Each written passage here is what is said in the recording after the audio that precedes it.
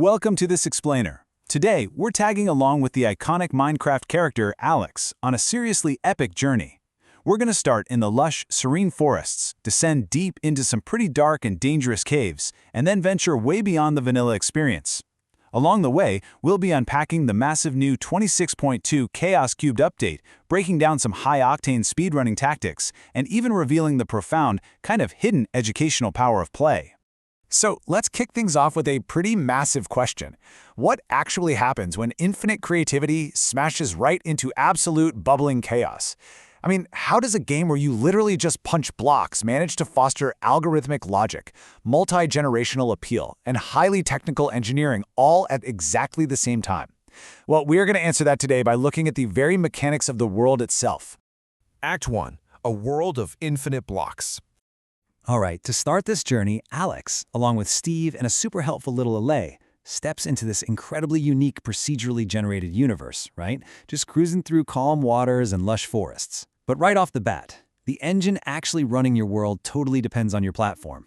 You see, Java Edition caters heavily to the PC native players who want to focus on deep, technical mods and massive community servers. Meanwhile, Bedrock Edition is the ultimate cross-play all-rounder. That's the version that lets you play seamlessly across consoles, mobile devices, and Windows. Both are going to give you the full Minecraft experience, but under the hood, they really cater to very different play styles.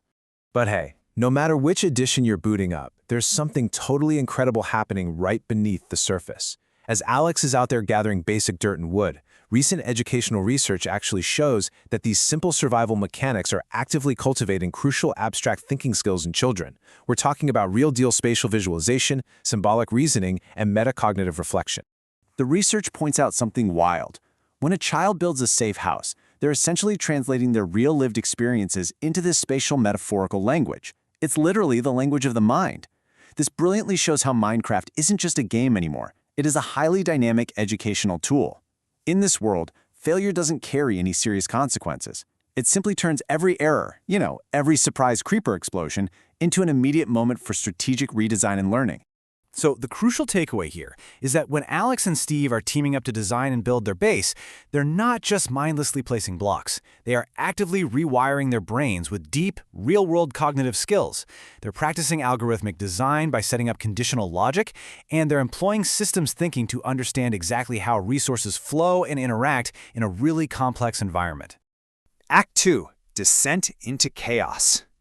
Okay, leaving the safety of the surface behind, Alex heads deep down into the dark caves, and here she stumbles into the brand new Sulfur Caves biome from the Chaos Cubed update. Guys, this place is completely unpredictable. It naturally generates with these vibrant bands of cinnabar and natural pools of water. But you have to watch out because those pools contain potent sulfur geysers that literally shoot massive plumes of water into the air, completely altering the physics and applying huge upward impulses to any entities caught above them. Now, this whole chaotic environment gives Alex some gorgeous new building materials to harvest, like those deep red cinnabar block sets and bright yellow sulfur blocks. But it also introduces some extreme danger. That potent sulfur, it can create this nausea-causing gas right on the water's surface, and the ceiling is just covered in sharp sulfur spikes. These spikes form stalactites that will actually fall and shatter if they aren't properly attached to the ceiling, dealing some serious damage to anyone walking below. But honestly, the undisputed star of this entire bubbling biome is the Sulfur Cube. Alex runs into this fascinating hopping new mob, and it has this super curious appetite for blocks. If a player feeds it a block, or if it just randomly finds one sitting on the ground, it absorbs it. And doing that completely alters its physical behavior based on exactly what it just ate. The official Chaos Cubed patch notes break this down into some really fascinating archetypes. Get this, if Alex feeds a Sulfur Cube a wooden block, it instantly becomes extremely bouncy and fast. Give it a honeycomb, and it gets super sticky with extreme ground friction. But if you feed it a block of TNT, it turns into a highly explosive hazard that can be primed by redstone or just a spark of fire. When you combine established redstone engineering principles, the kind taught by educational platforms like Tinker, with this new update, it unlocks some seriously incredible potential. Alex can now build these complex, fully automated systems. Just by using dispensers to insert or swap blocks directly inside a sulfur cube, players can automate farming, create bouncy defense mechanisms for their bases, or engineer these perfectly timed explosives. Act 3. Through the Nether Portal. All right, leaving those bubbling caves behind, Alex lights up an obsidian frame and steps right through the purple swirls of a nether portal. And this drops us straight into the high-octane world of Minecraft speedrunning.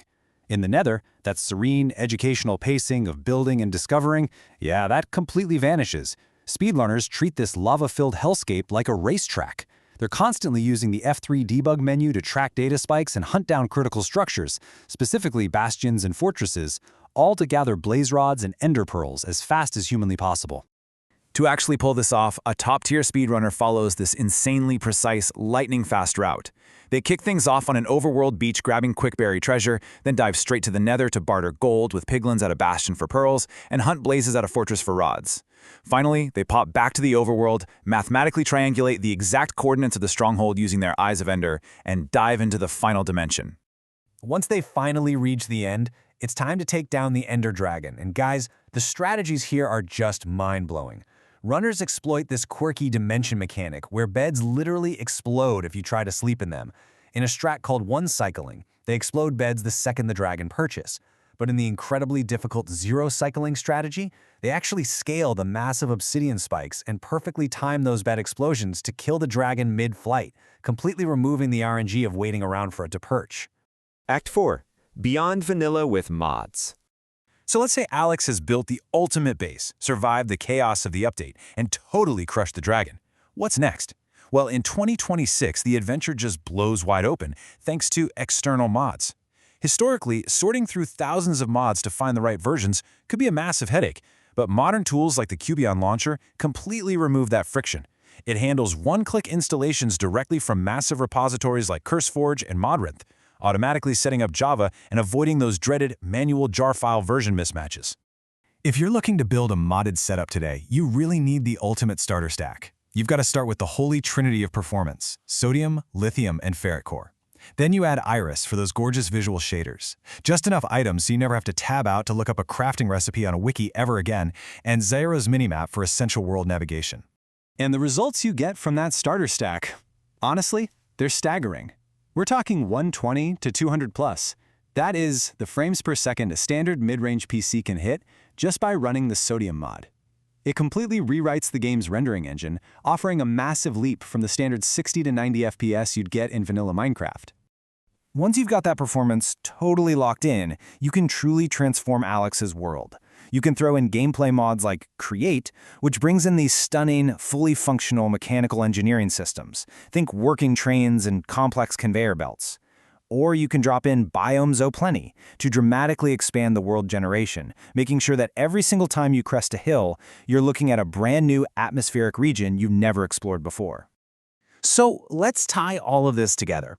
It's crazy to think that what starts as just a single dirt block scales up into this massive global phenomenon. Whether you're a kid inadvertently developing abstract algorithmic logic through basic survival mechanics, an engineer farming bouncy sulfur cubes in a geyser, or a hardcore speedrunner calculating the exact geometry to zero-cycle a dragon in midair, the depth of this sandbox is truly infinite. I'm going to leave you with this final thought to ponder next time you launch a new world and start punching some trees. Knowing all the cognitive benefits, the incredible technical depth of these new updates, and having those boundless modding tools right at your fingertips, how will you shape your own chaos in the world of Minecraft? Thanks so much for hanging out with me on this explainer, and I'll catch you next time.